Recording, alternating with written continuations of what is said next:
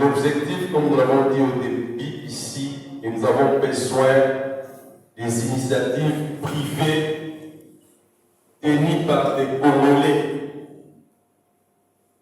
Parce que souvent nous constatons, même quand il y a passation des marchés, nos frères congolais sont en retard par rapport aux expatriés qui viennent faire la concurrence aux nationaux.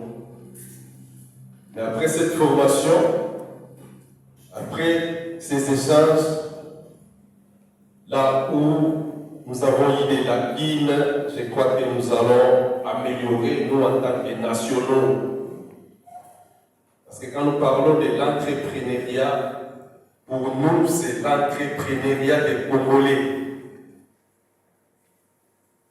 Les conseils vous ont été donnés, surtout en ce qui concerne la mutualisation des efforts.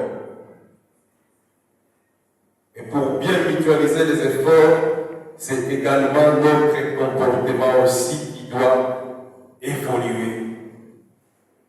Parce que nous avons un sérieux problème de mentalité.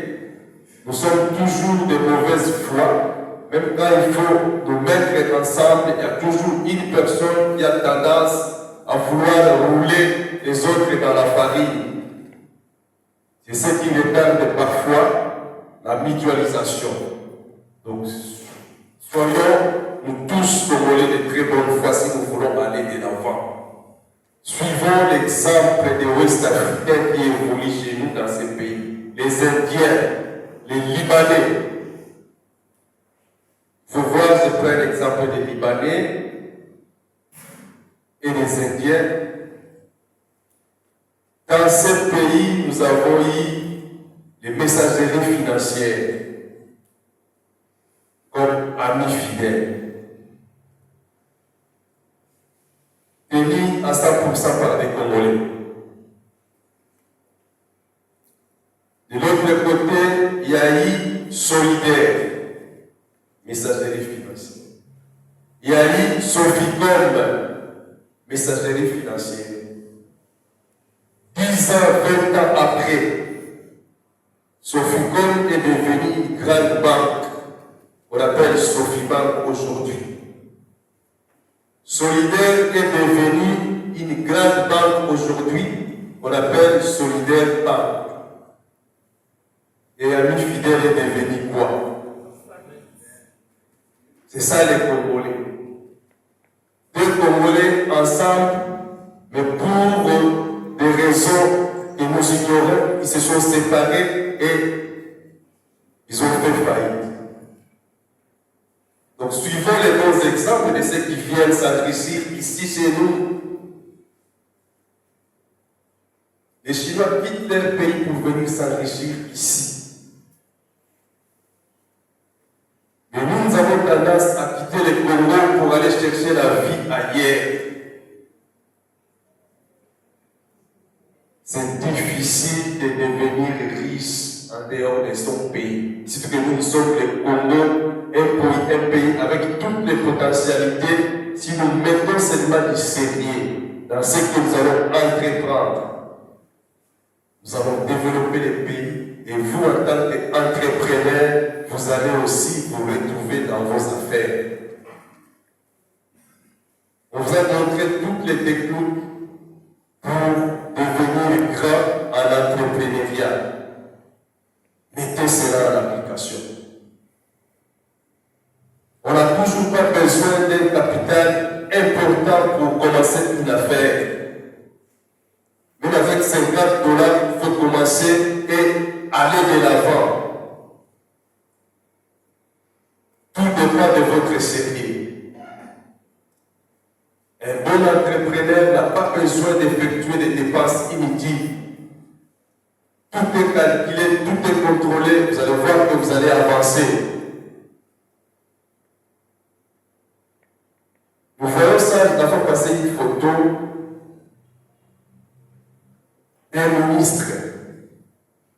On voit, c'est une femme ministre. Les cheveux, on a tressé les cheveux, c'est très simple là. Ils peuvent coûter 1000 francs si vous allez dans un salon de coiffure. puissamment d'argent.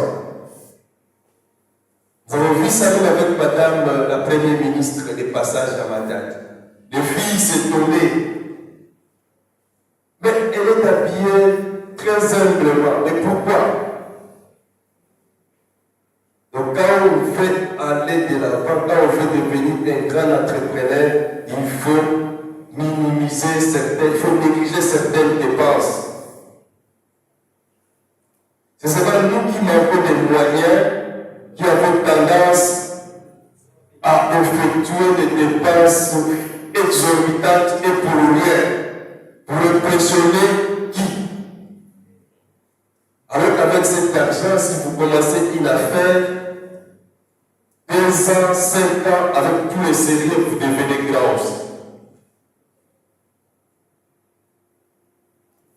Voilà ce que je peux dire au moment de la clôture de cet atelier, de ce grand salon. Je crois que chacun de nous a retenu quelque chose et nous voulons les sentir dans les jours à venir dans cette ville de Matadi, voir les entrepreneurs nous développer cette ville. Le président de la République met un accent particulier sur l'entrepreneuriat des jeunes. Le président de la République veut créer des nouveaux riches en République démocratique du Congo. Et ces nouveaux riches, c'est vous.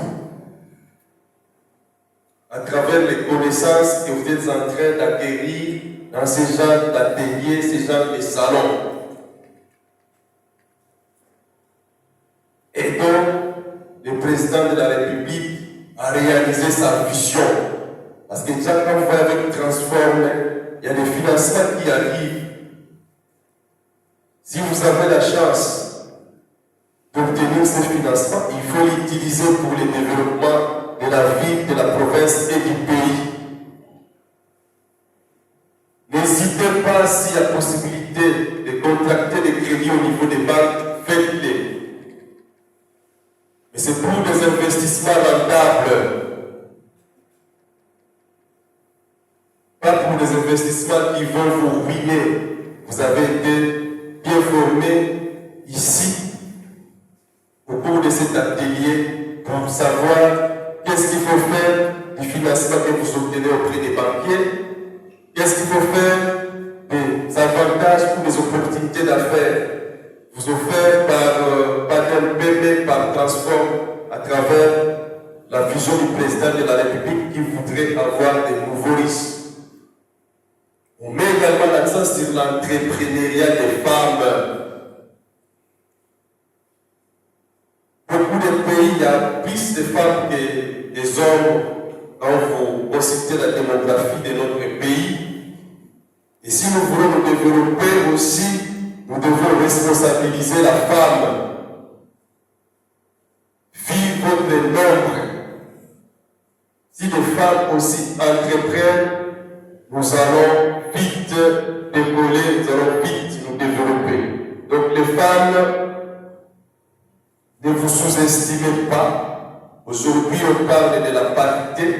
Vous avez toute l'intelligence. Parfois, les femmes sont plus intelligentes que les hommes. Nous le voyons dans les universités, dans les écoles. Il y a des femmes qui sont premières de la classe, avec des pourcentages élevés, plus que les hommes. Donc, vous avez un rôle important à jouer pour le développement du pays.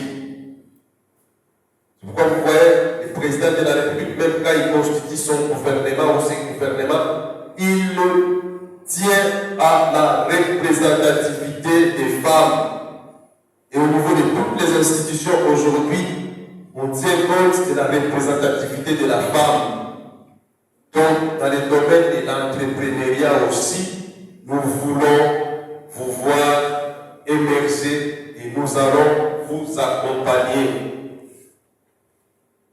Pour terminer, nous disons merci et nous félicitons l'organisateur de ce grand salon, le docteur Baga, que ce ne soit pas la dernière fois que vous organisez ce genre d'échange pour rehausser le niveau ou mettre à niveau en tout cas nos entrepreneurs qui de Matadi du Congo central et donner aussi les coûts à ceux qui ne sont pas encore dans ce monde de l'entrepreneuriat, de venir rejoindre l'entrepreneuriat pour le bien-être de nous tous.